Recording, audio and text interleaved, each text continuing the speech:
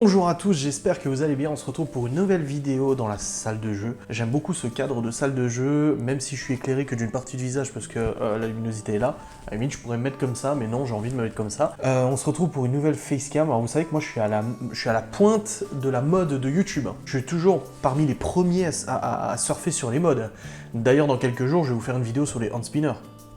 Vraiment, c'est un truc incroyable. Franchement, faut que je vous montre, c'est des petits objets qui tournent, incroyable. On se retrouve aujourd'hui pour une vidéo, une petite facecam, pas piqué d'hanneton, toute simple, sur ce qu'on appelle dans la langue de Shakespeare les unpopular opinions.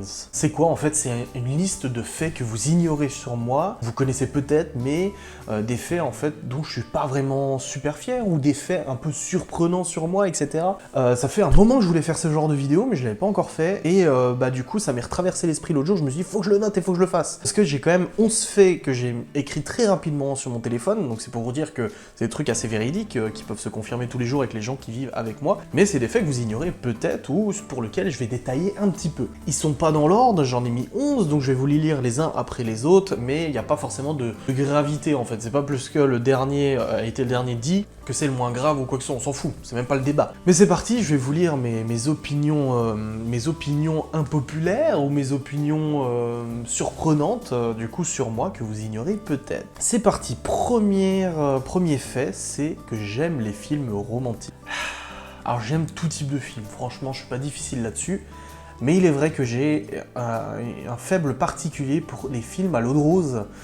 Genre j'ai adoré Twilight, les films comme PS I Love You, comme Nos étoiles contraires, plein de films comme ça, tous ces films romantiques, de gerbes en fait, d'amour et de love et de déception amoureuse et de machin, mais moi je kiffe, ça me fait trop kiffer. Limite tu me demandes de regarder soit un film d'action genre, je sais pas moi, qu'est-ce qu'il y a, Fast and Furious, ou de regarder le dernier Twilight, je préfère regarder le dernier Twilight. Moi j'adore, j'ai adoré toutes ces histoires, romances et tout ça, mais moi je surkiffe en fait. J'adore beaucoup en fait, tout ce qui a un contexte, une histoire, qui fait appel aux sentiments en fait, tout ce qui va te décrocher, genre Benjamin Button, je l'ai re-regardé l'autre jour. C'est pas un film à l'eau de rose, mais c'est un film sentimental, enfin qui est quand même assez marquant, tu vois. Et bah tout ça j'adore, tous ces films-là j'adore, moi, voilà, les trucs, les films de Saint-Valentin, les films de Noël, tu sais, les téléfilms de Noël où c'est des histoires avec la famille, genre je sais pas, la petite famille qui rencontre le Père Noël, et puis en fait ils étaient pas ensemble, mais finalement ils sont ensemble, ou des trucs comme ça. Je trouve ça tellement touchant, je trouve ça tellement beau. Donc ça fait partie des films que j'aime bien. Voilà, c'est fait, c'est dit. J'aime bien les films romantiques. Deuxième fait, je porte tout le temps des chaussures. Alors là en l'occurrence, ce n'est pas le cas, mais il est vrai que depuis très longtemps, je n'ai jamais vraiment porté des chaussons. J'ai déjà expliqué en fait, j'ai des hernies, déjà je le sais que c'est pour ça, mais j'avais souvent mal au dos quand je portais des chaussons, ou quand j'étais pieds nus, j'avais souvent mal au dos. Maintenant je sais que j'ai des hernies discales qui sont positionnées L2, L3, truc chose, machin, tu sais c'est la Ligue des Champions et tout ça, des hernies discales. Bref, j'ai 3 hernies discales qui me font assez mal parfois, là en ce moment ça va plus, mais parfois, et quand je marche pieds nus en fait, la résonance sur le sol, que ça me remonte en fait dans les jambes et dans le bas du dos. Donc du coup c'est pour ça que j'aime bien avoir un amortissement et que je suis très souvent en chaussures. Donc ça c'est la première raison. La deuxième raison c'est parce que je suis un gros flemmard. Et ça me... Déjà, je suis... Voilà. Bon, ça c'est sûr, mais flemmard, maintenant vous le découvrez peut-être. Mais je déteste, en fait, me dire que je retire mes chaussures pour au final les remettre. Par exemple, la Twingo, qui est censée être dans le garage, Laura va me dire, bah pourquoi tu l'as pas remis dans le garage? Je vais dire, bah parce que j'utilise demain. Elle va me dire, oui, mais demain c'est demain. Je dis, bah oui, mais je me suis dit que vu que j'utilisais demain matin, je la laisse dehors, tu vois. Et bah c'est pareil avec les chaussures. Je vais ressortir de façon quoi qu'il en soit aujourd'hui. Donc pourquoi je les enlèverais? Genre ce matin, je rentre là de mon rendez-vous, il est midi, je me suis dit, est-ce que je les enlève, est-ce que je les enlève pas? Parce que de toute façon, je vais ressortir pour le courrier dans 2 heures. Mais j'ai fait l'effort, parce que je vis avec quelqu'un de tolérant, mais j'ai fait l'effort d'acheter des chaussons. Et là, je porte des chaussons et c'est pas plus mal, j'adore, j'apprécie les chaussons. Mais il est vrai que je suis très souvent en chaussures. Oui, je l'admets. Troisième fait, je dors dans le froid. Ah là là là là là. Je suis quelqu'un qui aime la chaleur. Dans mon lit, je préfère être dans le froid. Je l'explique. Quand je suis au lit, sous ma couette, j'adore sentir le froid sur le visage. J'adore avoir une jambe qui sort de la couette. J'adore des fois me mettre dans le froid total, remettre la couette, etc. J'adore les altérations de température. Et il est vrai que, avant de rencontrer Laura, il m'est arrivé plusieurs fois la nuit, parce que du coup on s'est rencontrés en décembre, de dormir en fait avec la fenêtre ouverte et me réveiller, il faisait 13 degrés dans la chambre. Mais je kiffe, j'adorais ça. L'oreiller tout frais comme ça. En fait il est chaud, mais tu te tournes sur une autre face, il est tout frais parce que c'est froid, il fait 13 degrés. J'adore. Et l'autre nuit, justement, justement, on s'est endormi, j'ai ouvert la fenêtre quand je me suis endormi, Laura dormait déjà. Le matin, on s'est réveillé, il faisait 17 ou 18, mais je trouve que c'est pas une température abusive, hein. Franchement, il fait bon. Hein. Bon, Laura n'a pas l'habitude, donc voilà. Donc c'est vrai qu'il faut que je trouve un juste milieu, voilà, pas déconner non plus, parce qu'on est deux à dormir. Et je veux pas non plus, dès que ça dépasse le 21-22 degrés, je trouve qu'il fait déjà trop chaud, tu vois. Après, quand c'est 17-18, c'est parfait, et puis ça peut être moins, c'est pas un problème, de toute façon, je suis sous ma couette. Donc voilà, j'aime bien, de manière générale, j'aime bien le froid ne me dérange pas, je suis pas quelqu'un qui a froid, vous le savez, ceux qui me connaissent, même les proches, savent que je suis toujours en t-shirt, je n'ai quasiment pas de pull, et je mets quasiment jamais de manteau, à part quand il pleut, parce qu'en fait, le froid me dérange pas. Les seuls moments où je sors et je dis, ça pique un peu, généralement, il fait -5. En dessous de 0, je commence à remarquer un peu qu'il pique, mais ça m'est déjà arrivé, même à l'airsoft, de faire toute une journée d'airsoft en t-shirt, avec -2, -3 degrés, il gelait, il neigeait, mais moi j'étais en t-shirt parce que, je pense que mon corps, en fait, il régule super bien la température, et alors je dis pas que j'ai pas de frissons, parce que les frissons sont normaux, c'est des réactions, du coup, à la température et tout ça, mais dans tous les cas, je supporte plutôt bien le froid. Par contre, tu me fais pas prendre une douche froide, hein. Ah non, moi c'est une douche super chaude, hein. Tu vois, je suis très paradoxal, moi c'est une douche chaude. 4e fait, je suis obstiné. Quand j'ai quelque chose en tête, je l'ai pas ailleurs, ni dans le trou de balle, ni ailleurs. Je vous garantis que, en fait, c'est surtout quand il m'arrive une couille, vous le voyez avec le Q7. Quand il m'arrive une couille et que je me lance dans le diagnostic, dans la réparation, même en informatique, j'ai un logiciel qui plante et tout, je n'arrive pas à décrocher tant que je n'ai pas résolu le problème. C'est un truc qui peut me bouffer, alors que j'ai une très bonne capacité pour mettre de côté plein de choses, ce qui fait que peut-être, c'est pour ça que je gère aussi bien la haine et tout, parce que je la mets de côté. Mais quand c'est une histoire de problème, genre la Xbox, le lecteur DVD marchait plus, j'avais pas forcément le temps de le faire, mais je l'ai quand même démonté, redémonté, remis, redémonté, parce que tant que je n'avais pas la certitude de mon diagnostic, j'arrivais pas à passer à autre chose. C'est pareil pour le PC. Demain, il vient à tomber en panne, il faut immédiatement qu'il soit réparé. C'est inconcevable que j'attende. Là, mes écouteurs viennent de cramer, j'en ai racheté immédiatement. Non, je suis... Ouais, mais t'as le temps. Non, j'ai pas le temps. Je suis très obstiné quand je le veux sur certaines choses. 5e fait, je ne mange pas de poisson. Alors, poisson pané, ok. Croquettes de poisson pané, ok. Sushi, donc uniquement saumon, thon cru, ok. Tout le reste, c'est niet. Pas de colin, pas de... Y a quoi, du bar, du colin? Y a quoi comme poisson? Dites-moi, je ne sais même pas, tellement je déteste le poisson.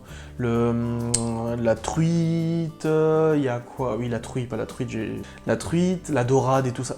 Ah, le poisson, je déteste ça. Ah, mais d'une force. Alors, comme je vous dis, poisson pané, saumon et thon dans les sushis, uniquement dans les sushis, et voilà.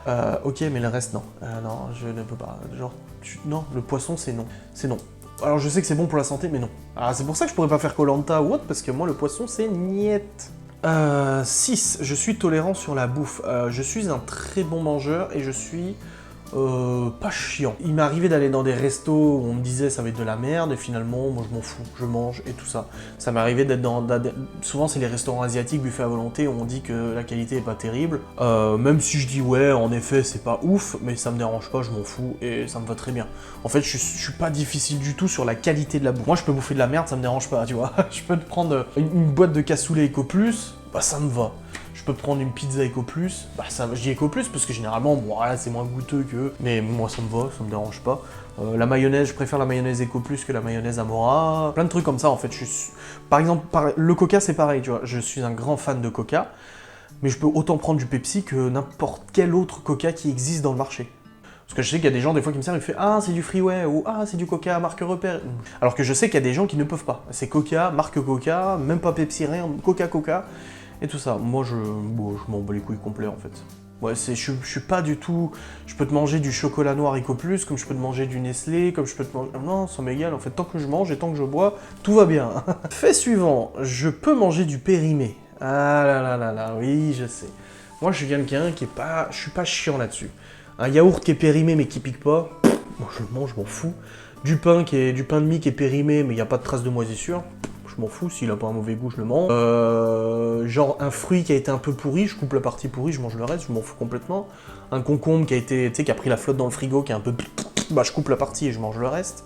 Là-dessus, franchement, je m'en bats les steaks, et d'ailleurs, je mange beaucoup de choses crues. Je devrais pas, mais c'est vrai que quand je cuisine, genre les chipolatas crus, les merguez crus, toutes ces viandes crues et tout, certaines, en tout cas, oui, et pas d'autres, je les mange comme ça, quoi, j'ai aucun problème avec ça. Ah, ça me dérange absolument pas, je sais pas, je suis comme ça, moi ça me dérange pas, je vais pas m'en plaindre, mais c'est vrai que, voilà, la date de péremption m'importe très peu, je m'en fous un peu en fait. C'est surtout au niveau du goût que c'est super important, quoi. pas au niveau du reste. Fait numéro 8, j'aime quasiment que le bœuf et poulet. Alors oui, c'est quelque chose de surprenant. Vous savez que moi je suis quelqu'un qui mange beaucoup de viande, qui aime bien manger la viande, etc. Cependant, le lapin, le coq, l'agneau, le veau, le porc, la pintade, tout ça, cuit, je suis pas fan du tout. Alors autant le porc comme le porc tourné en saucisson, en jambon, pancetta, coppa, mortadelle, tout ça, etc. Le jambon cuit, jambon cru, ok, pas de problème. Par contre, filet mignon de porc, côte de porc, porc mariné, agneau, pareil, veau, tout ça. Si tu viens demain me dire je te fais un bon steak, c'est du steak de bœuf ou rien. Je préfère 10 fois, 100 fois le bœuf que toutes ces autres viandes, et je sais que ça surprend des fois des personnes, même Laura, des fois elle achète souvent du porc, des côtes de porc, etc. Et je lui dis bah j'aime pas en fait. Le porc cuit comme ça, j'aime pas. L'agneau non plus, l'agneau surtout pas. Le veau, je crois que le pire c'est l'agneau. Le veau non plus, le coq, je sais pas, je trouve ça un peu sec. Je préfère largement un bon poulet, tu vois. Mais du coup, je sais que ça peut surprendre des gens parce qu'ils savent que je suis un bon mangeur, mais vraiment, toutes ces viandes hors le bœuf, non. Par contre, le bœuf, il n'y a pas de problème. Hein. Bœuf cru, bœuf cuit, steak tartare, onglet, filet araignée de bœuf, tout ce que tu veux, pas de problème, ça marche. Poulet aussi, poulet rôti, poulet au four, tout ça, blanc de poulet, pas de problème. Mais à part ça, ouais, c'est un peu... Voilà. Numéro 9, je n'aime pas les blessures. Je suis quelqu'un qui a une aversion totale envers tout ce qui est plaie ouverte, blessure, os cassé, etc. Le sang, ça me dérange pas. Laura, au début, elle pensait que le sang, ça me dérangeait aussi. Je dis non, le sang, je m'en fous. Je peux très bien avoir 2 litres de sang qui coule par terre. Je vais tomber dans les pommes parce que j'ai 2 litres qui sont tombés par terre, ce qui est un peu logique. Mais je vais pas tomber dans les pommes parce que je vois du sang. Si là, je vois une grosse mare de sang parce qu'il y a un gamin qui s'est cassé la gueule, je vois une grosse mare de sang par terre, je la nettoierai, ça me pose pas de problème. Par contre, les blessures ouvertes, les plaies, les coupures, les os cassés, les plaies ouvertes, ouais, tout ça, non. Bosse et tout, ça va. Genre, je me fais une bosse à un bleu, une égratignure, genre le gamin il s'égratine tout là, ça va, c'est une égratignure, ça me dérange pas. Mais dès qu'en fait la peau est découpée, ah, c'est dégueulasse tout ce que je dis. Dès que la peau est découpée ou de ces trucs là, je ne peux surtout pas gérer ce genre de blessure. C'est pas possible du tout. Je ne peux pas. Voilà. Fait numéro 10, je peux dormir très peu. Bah, vous le savez, je suis quelqu'un qui est capable pendant plusieurs mois de dormir 4-5 heures par nuit sans problème. Je suis pas du tout un lève-tard, je suis un couche-tard. C'est vrai que m'endormir à 22-23, c'est assez rare, même s'il y a des semaines où je suis vraiment très fatigué, ça m'arrive à 22 commencer à piquer du nez. Mais par contre, je suis quelqu'un qui n'arrive... Moi, maximum c'est 9 heures, allez 10 heures. Ça dépend, si tu te couché à 5 heures du mat après un ghost hunt, logiquement tu te lèves à midi. Mais 4-5 heures de sommeil, ça me suffit. Voilà, ça me suffit, je me sens pas forcément fatigué pour autant, il y a des gens qui ont besoin de plus, 8, 9, 10, 11, 12. Bah moi, 4-5 heures mini, idéalement, je me couche à... Ouais, allez, idéalement, je me coucherai à minuit, 1h du mat, je me réveille à 8 heures, ça fait 7 heures de sommeil, c'est très bien, tu vois. Mais je suis quelqu'un qui peut dormir très peu, c'est pas un problème, mais vous le savez. Le dernier fait, c'est que je n'aime pas ne pas savoir quelque chose. Je suis quelqu'un qui, quand on me pose une question que je ne suis pas en mesure de répondre, ou je réponds faux, ou je ne sais pas, ou que j'ai quelqu'un en face de moi qui sait mieux que moi, ça m'insupporte et je me sens obligé de me renseigner sur plein de choses. Typiquement hier, exemple, on regardait un reportage criminel avec Laura et l'avocat il dit qu'ils ont utilisé un calibre 7,65. Et j'ai dit à Laura, c'est bizarre, du 7,60, déjà c'est pas 7,65, c'est 7,62 le calibre autant. Il y a 5,56, 7,62, calibre 45, etc. Et j'ai dit le 7,62 c'est quand même des balles de fusil d'assaut. Et le mec il dit que c'était un pistolet mitrailleur, comme du 9 mm mais en automatique. J'ai dit c'est bizarre, et elle me dit non, je crois que ça existe le 7,65. Et je dis bah je sais pas. Du coup je regarde sur internet et je vois qu'en effet le 7,65 existe en calibre 17 mm, donc 7,65 mais des balles comme ça, des balles de petits pétards. Et je dis à Laura, ah putain ouais ça existe le 7,65. Autant pour moi, je croyais que c'était... Parce qu'en fait le 7,65 c'est le diamètre de la balle, enfin c'est le diamètre de la balle, et le fois quelque chose c'est la longueur. Et moi le 7,65 je sais qu'il existait en 37 mm, donc 3 cm 7. Je sais plus combien pour les munitions autant, comme le 5,56 et tout, et bah en fait le 7,65 existe en munitions de pétard, de flingue. Et j'ai dit à Laura, putain mais j'étais pas au courant de ça moi. Résultat, 2 secondes après, j'étais avec mon téléphone en train de regarder un site internet qui répertoriait tous les types de calibres, de dimensions, de balles, les balles chemisées, les têtes creuses, les machins. Et elle me dit mais c'est pas possible quoi, elle dit mais t'es obligé de regarder ça. Maintenant, il était genre 1h du mat, je dis oui parce que j'ai eu tort et j'ai besoin d'apprendre tout le truc. Là, le Q7, il est arrivé quelque chose, je vous l'expliquerai du coup quand j'aurai récupéré la bagnole, mais il y a des faits mécaniques que je n'étais pas en mesure de comprendre correctement quand le garagiste me l'a expliqué, parce que je ne connaissais pas le fonctionnement exact de ce type de truc. Résultat, pendant 2 jours, je me suis regardé des dizaines de vidéos de démontage de moteur, de comment marche, le phasage, le calage de distribution, les déphasages, les machins, etc. Je me suis senti obligé parce que pour moi, c'était inconcevable que je ne sache pas comment ça marche. Et ben, je suis quelqu'un qui est comme ça. Moi, quand il y a un truc que j'entends à la télé, ou que j'entends dans la radio, ou j'entends, parce que j'écoute beaucoup la radio, ou je lis dans le journal que je ne comprends pas, ou que je ne sais pas, il faut que je me tape en fait tout le truc.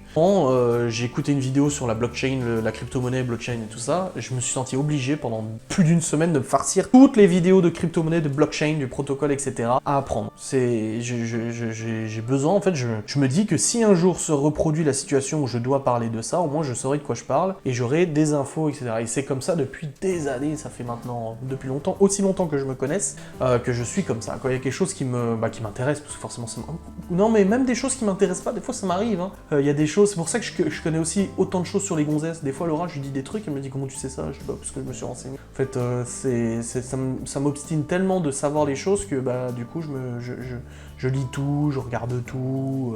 Après, je dis pas que je suis capable de le faire, je dis juste que j'apprends au moins la logique, la théorie, tu vois. C'est important. Genre, typiquement, les pieds de tomates et tout ça, j'ai récupéré les pieds de tomates de mon père, mais je me sentis obligé d'aller voir sur internet tous les pieds qui existaient, les pourquoi, les comment, etc., comment ça fonctionne et tout, tu vois. Plein de trucs comme ça, je suis comme ça, je n'aime pas ne pas savoir quelque chose. Et je crois que le pire pour moi, c'est que quelqu'un me pose une question et que je sois pas en mesure de lui répondre. Et ça, c'est ouf. Et très souvent, je me surprends même à donner une réponse sans en être certain. Je dis, je crois que c'est ça, et quand je vérifie sur internet, bah en fait, je me rends compte que c'est ça. Et souvent, je me suis dit, mais comment ça se fait que je le sais alors que je l'ai jamais appris? Mais en fait, c'est juste que je l'ai appris, mais j'ai complètement oublié que je l'avais appris, mais je l'ai appris quand même, tu vois. Donc c'est quand même là, voilà. Jusqu'un jour, j'ai dû prendre mon téléphone et regarder en 2 secondes, bah tiens, je vais regarder pourquoi ça, pourquoi ci, et hop, c'est rentré. Voilà. Bref, je vous remercie d'avoir regardé cette vidéo, j'espère qu'elle vous a plu. On se retrouve rapidement pour une autre vidéo. N'hésitez pas à vous abonner, à liker, commenter, activer la cloche, tout ça pour me soutenir, pour soutenir la chaîne. Je vous dis à très vite.